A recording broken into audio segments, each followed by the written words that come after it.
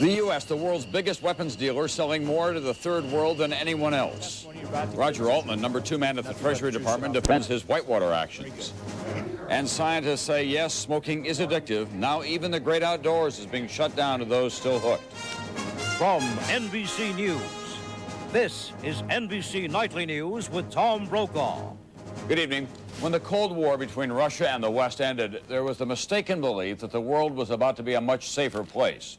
Yes, of course, the prospect of all-out nuclear war faded, but smaller, very deadly wars broke out everywhere in Somalia, Bosnia, Rwanda, Georgia, and the other old Soviet republics. The third world now is an armed camp. And guess who's the major supplier? Here's NBC's Ed Rabel. The first of 50 F-16 jet fighter bombers landing in Israel, part of a transfer of American-made planes originally worth $1 billion. That was 10 o'clock yesterday morning. Just hours later, 4 more arms deals were proposed, totaling $300 million, including missiles to Turkey. Just military business as usual, booming. Not just here in the Middle East, but almost everywhere, making the U.S. the #1 seller of arms to the third world, a title once held by the Soviet Union. The United States is standing head and shoulders above everyone else in terms of weapon sales. Grimmett, in his report to Congress released today, shows the U.S. share of sales to third world nations soaring, up from 56% in 1992 to 73% by the end of 1993, almost $15 billion. Saudi Arabia and Kuwait bought most of the weapons, 6 dozen McDonnell Douglas F-15s to Saudi Arabia, 256 M1A2 battle tanks made by General Dynamics to Kuwait. Even the United States Army hasn't put this tank in its inventory so far. But weapons purchases worth hundreds of millions also went to Malaysia, South Korea, Taiwan, Thailand, Egypt, and Argentina, among others. U.S. officials deny that profits drive the sales. It is not based on economic reasons, and it must be consistent with our foreign policy and in the best interests of the United States government. Critics disagree. I think it's an incredibly short-sighted policy. It's not like we're selling refrigerators or sides of beef. These are weapons of war that can be used to kill people. Supplying arms can come back to haunt the United States. It sold Somalia $35 million in lethal weapons in the 70s and 80s, only to have 30 American GIs killed in battle there in the past 2 years. Ed Rabel, NBC News, the Pentagon. There's a different kind of war heating up in the always emotional abortion arena. The federal government is taking a much more active role now in protecting abortion clinics, following last week's fatal shooting of an abortion doctor. However, as NBC national correspondent Bob Kerr tells us tonight, that shooting led to much more than additional protection. As federal marshals kept watch at more than a dozen clinics like this one in Des Moines, abortion rights advocates claiming a war is underway demanded that the government do even more. In a Washington suburb, leaders of several women's groups met with Justice Department officials, including terrorism experts. The women want a full investigation into whether anti-abortion violence is organized, linked somehow. They want marshals deployed as long as necessary. The women also want more vigorous enforcement of a law that calls for investigation and prosecution of anyone who threatens abortion clinic personnel. We need a comprehensive response to a nationwide campaign of terror and violence. The anti-abortion group Operation Rescue today said it was appalled by last week's double murder of a doctor and his bodyguard in Pensacola. We condemn this kind of action as murder and sin, the group said.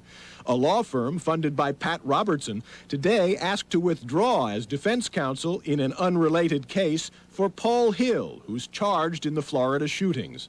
Still, many anti-abortion activists argue that federal marshals are sending the wrong message. Look at the wrong criminals. The criminals are those who are murdering babies who are defenseless. Tonight, there's concern about Jackson, Mississippi, where an anti-abortion group plans to target clinics this weekend.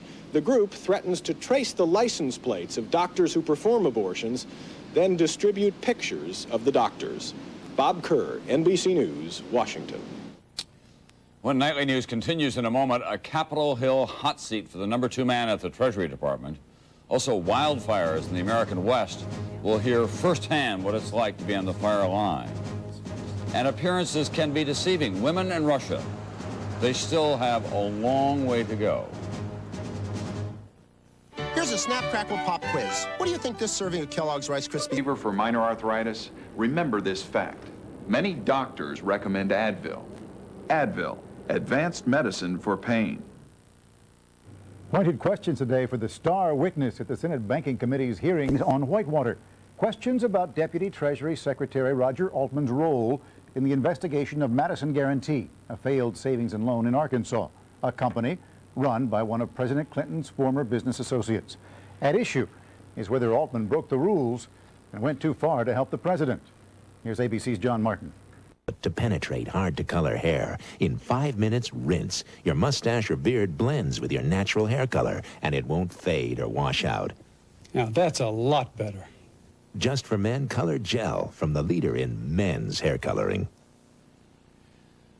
The Senate's top Democrat today spelled out his version of health care reform for this country. Senate Majority Leader George Mitchell, who has been an ardent backer of the Clinton plan, said that his plan would achieve almost universal coverage, 95% by the year 2000, without employer mandates. As we reported last night, the House and Senate are expected to begin floor debate next week. One of the biggest health issues, of course, being discussed in Washington these days, cigarette smoking. Well, today, a Food and Drug Administration advisory panel took the first step toward what could be a new era of tobacco regulation by the government. Here's NBC's Robert Hager. A formal finding today that cigarettes are addictive.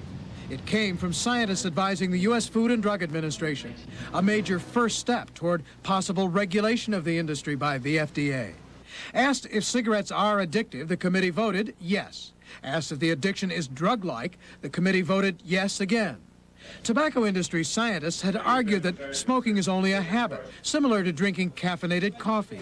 John Robinson of R.J. Reynolds. The physiologic, pharmacologic, and behavioral effects of smoking and nicotine are fundamentally different from those of addicting drugs such as alcohol, heroin, and cocaine. But other scientists argued tobacco does hook users like cocaine or like heroin. The University of California's Dr. Neil Benowitz, questioned by FDA Chief Dr. David Kessler. Is nicotine in cigarettes addictive? Yes. Any doubt in your mind? No.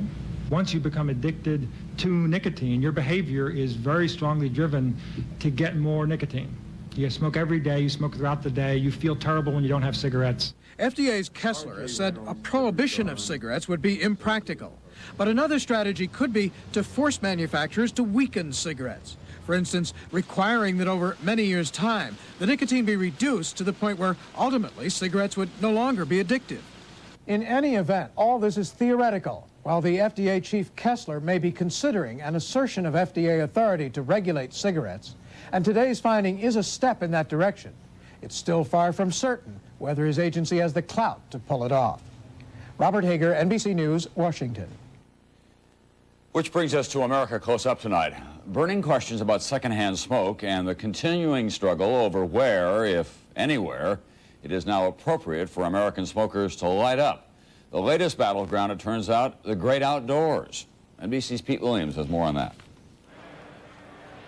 A perfect summer evening for baseball at Oriole Park in Baltimore. A night to grab a bite, drink a beer, and do as you please, with one exception.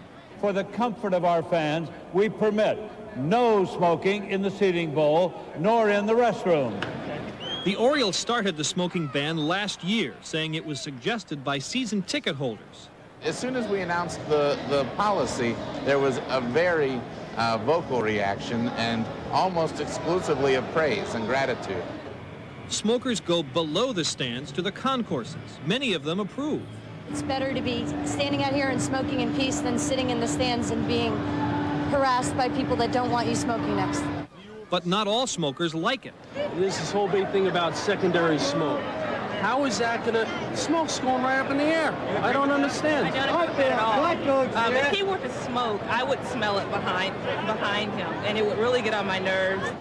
Of America's 23 outdoor ballparks, 15 now ban smoking in the stands, 7 of them starting just this year. It isn't just at the ballpark where smokers are losing the ability to take a puff in the open air. Lines are being drawn around other outside locations, too. Davis, California has enacted one of the toughest laws in the country. No smoking around automatic teller machines or payphones, at bus stops and cab stands, anywhere food is served, or within 20 feet of a building entrance. The former public health director helped draft the law. If you smoke enough outside, even without immediate proximity of another person, well, you contaminate the air around you. In Davis, a smoking break has become more of a chore. I can't just go in the back of the restaurant and have a smoke. I have to go out to what we call the smoking tree in the middle of the parking lot, which is kind of a dirty, scummy area.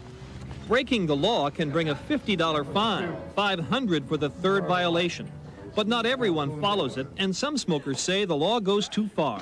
If we can't have smoking in Davis and they're worried about the secondhand smoke, people getting sick or whatever from that, what's going to make them not stop us from drinking next?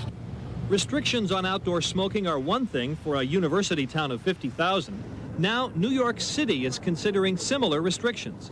It's debating a law that would ban smoking at city playgrounds or around public schools or in lines waiting to get into movies or concerts. The Speaker of the City Council says it's a question of health, not personal freedom. We're not going too far because we're telling the smoker, hey, listen, you still can smoke, but you can't force me or someone else to breathe that smoke. No studies have examined the health effects of secondhand smoke outdoors, but these new laws suggest it's now enough for local governments to find that outdoor smoking is irritating to ban it. For America Close Up, Pete Williams, NBC News, Washington. When we come back, Treasury Department officials on Capitol Hill today shooting the rapids of Whitewater. So, Larry, I bought this Raisin Nut brand, expecting lots of raisins. Couldn't find a one. Then I discovered these. Fascinating. Instead of plain raisins, Raisin Nut brand has covered raisins that are soft, plump, and sweet. Man, oh man, delicious. That's what I said. Come on, Larry, we gotta tell the world. Have you discovered covered raisins? Only in Raisin Nut brand. Everybody needs some money sometime. Everybody needs some cash somehow. When you need money fast, hello, Dad? Count on Western Union. We send more money to more people in more places in the U.S. and around the world than anyone else. Something in my heart just told me sometime is now. Western Union, the fastest way to send money worldwide. Now, the NBC Nightly News Data Bank.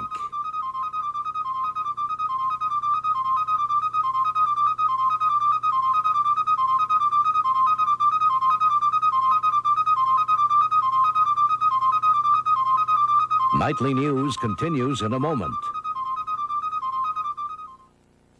Do you know that the Oldsmobile 88 is the only full-size car to be named a Consumer's Digest Best Buy 4 years in a row?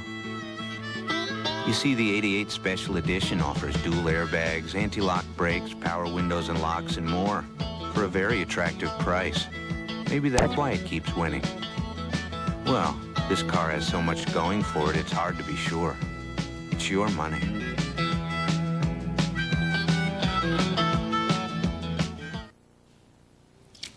On Capitol Hill today, the Whitewater hearings continued on center stage. Senior Treasury Department officials, including number 2 man Roger Altman, all faced tough questions about White House contacts concerning the president's men and an Arkansas savings and loan.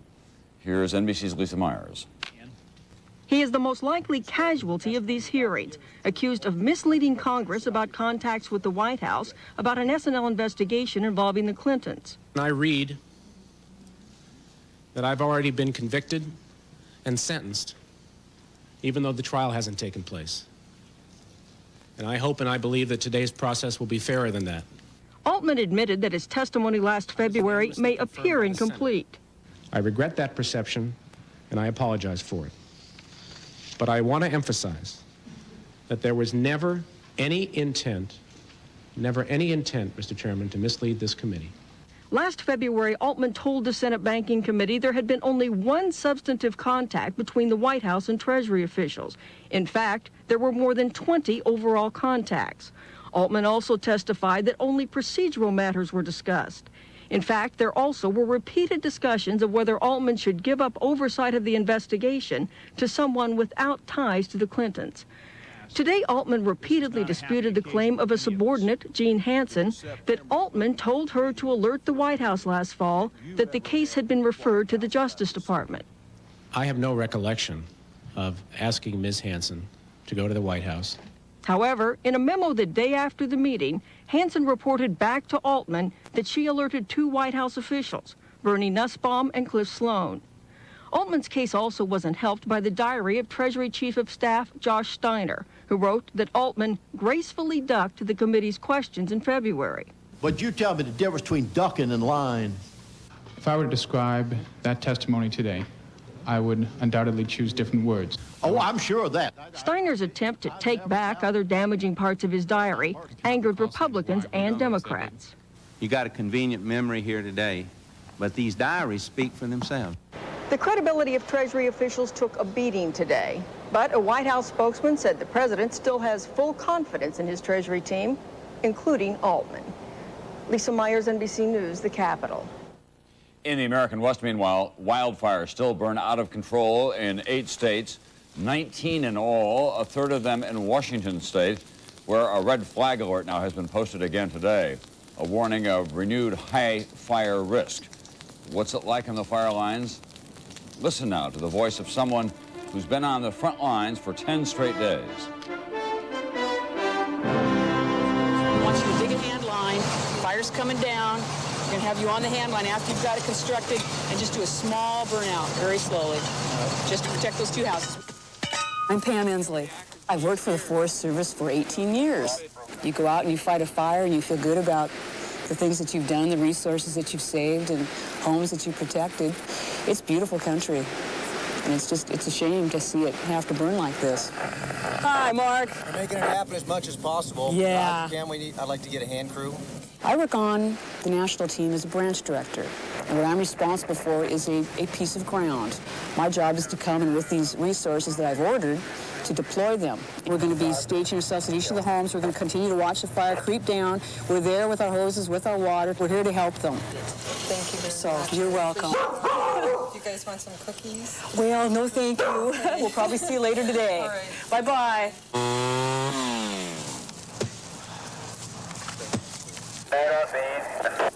Coming through. We come and we do fight fire aggressively, but safety is our #1 priority. Good job, guys. We take care of each other. We look out for each other. You learn each other's strengths and weaknesses and work as a team. And there's a camaraderie that is built up amongst all the crews. Let's go. Move it out. Yeah. Each time I come to an incident, I feel like there is a certain amount of time where you do have to prove yourself. I always have to get through that mating dance, or whatever you want to call it. When I first joined the national team, I came out with radio carriers that were pink and pink line gear and told them I was putting a feminine touch out on the line. Someone who's just 5'6" and 120 pounds sometimes isn't really what people envision as a firefighter. We have another demonstration tonight as well of crime and violence in this country, captured on videotape by a surveillance camera today in Florida. It was about noon in West Palm Beach. A man walked into a jewelry store, looked around a bit, then suddenly pulled a gun and opened fire. The store owner is in critical condition tonight. He shot back, but the gunman escaped. There is word tonight that the jail holding O.J. Simpson will have to do some remodeling. Its visiting area apparently is not large enough to accommodate all of Simpson's lawyers at one time. When we come back here in a moment, Rwanda's defeated army still making trouble. My sister and I are best friends since we were girls. And just like back then, we look out for each other. So I told her how my arthritis kept me awake some nights and how I was too worried to take anything. She was. But Ann, she helped. She gave me Tylenol PM. It stops the pain. It helps me sleep. And now with Tylenol PM, I'm up with the sun, fresh as a daisy. Oh, it's so nice to have her to share my worries with. Now she'd only share her secret for growing roses. Rest easy. It's Tylenol PM. Get creative at Red Lobster.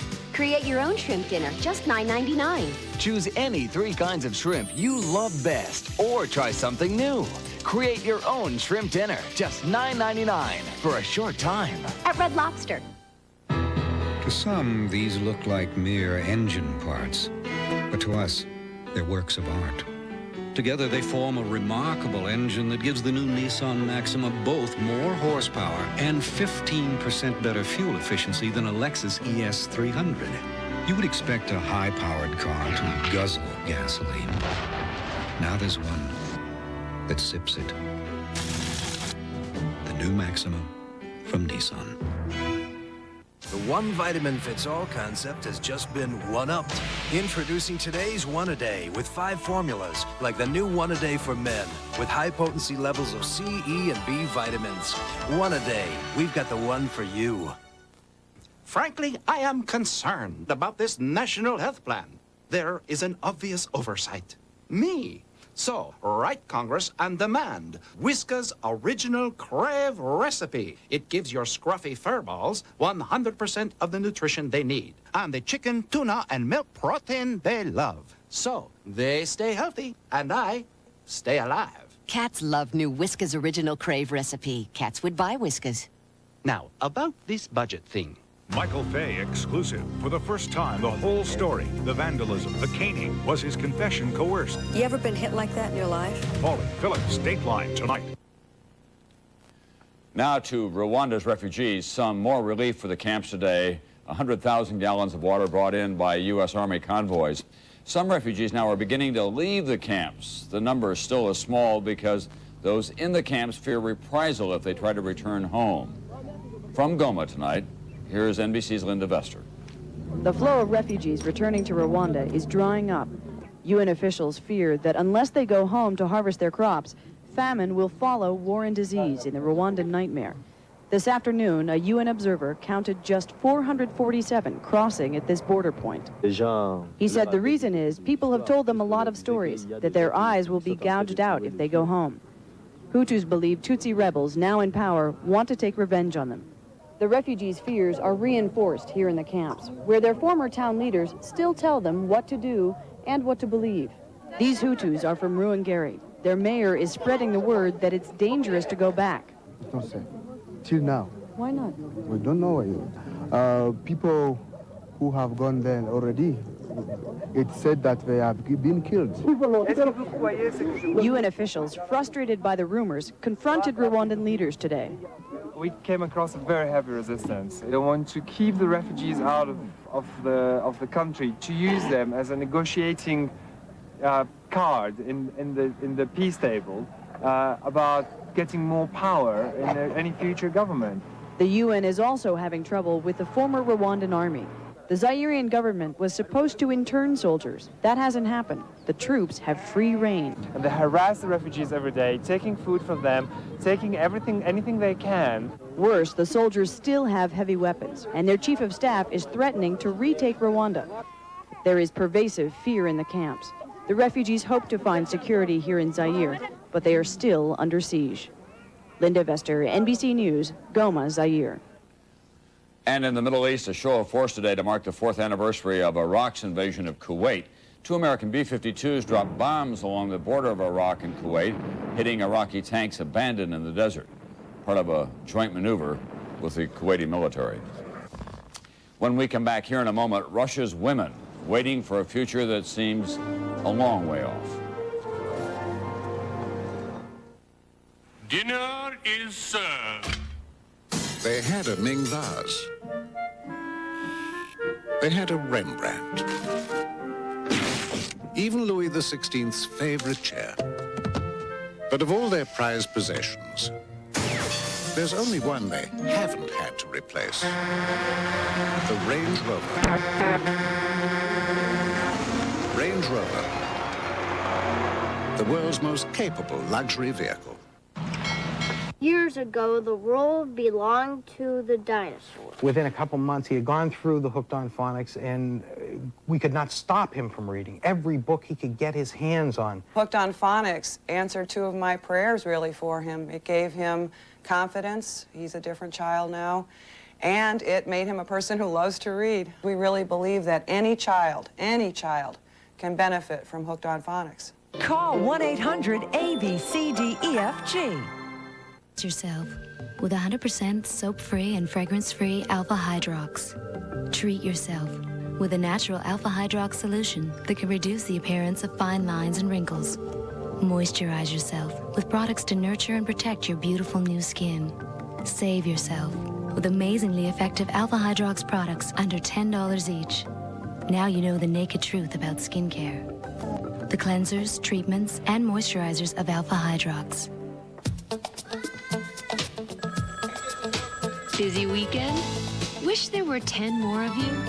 Whirlpool understands and designs washers that can help. A Whirlpool supercapacity washer holds clothes and more clothes, so you'll do fewer loads.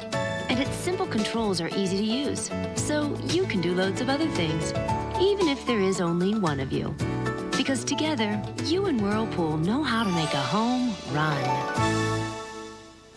Now, return to Site 85. 26 years ago, 11 brave men were left here fighting for their lives. What happened to them has been a mystery until now. NBC Wednesday. There's a small gender revolution underway in Russia. Small because the Russian culture still has a fixed idea about the place of women. And as NBC's John Dancy tells us tonight, that idea is pretty crude. Remember this wickedly funny American TV commercial from a few years ago? Well, things have changed a bit here. Russian women are now free to be pretty. Shops are filled with fashionable and expensive clothes. There is a new femininity here, but some of women's oldest problems remain. Once, the ideal Soviet woman was big and strong, able to do physical labor to build communism. Today, she is trim and petite and sexy. What she was not in the Soviet days and is not today is equal. Russian women in the workplace often get their jobs by answering the kind of want ads that disappeared from American papers years ago.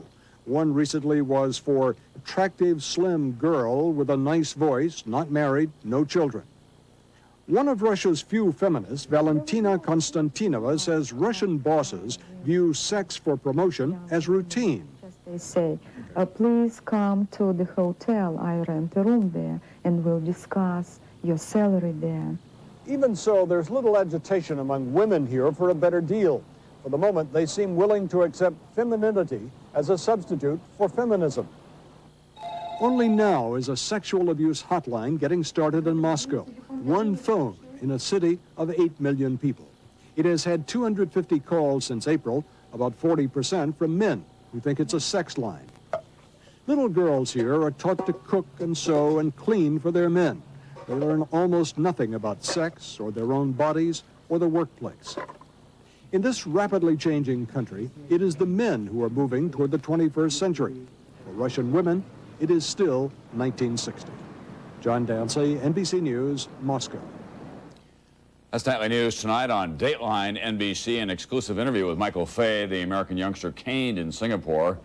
That's Stone Phillips and Jane Pauley tonight at 10, 9 Central. I'm Tom Brokaw. I'll see you back here tomorrow night. NBC News, now more than ever. The burning question, should America be smoke-free? The tobacco industry says no, and they're fighting back. Who will win this billion-dollar battle? Get close, get answers on NBC Nightly News tomorrow.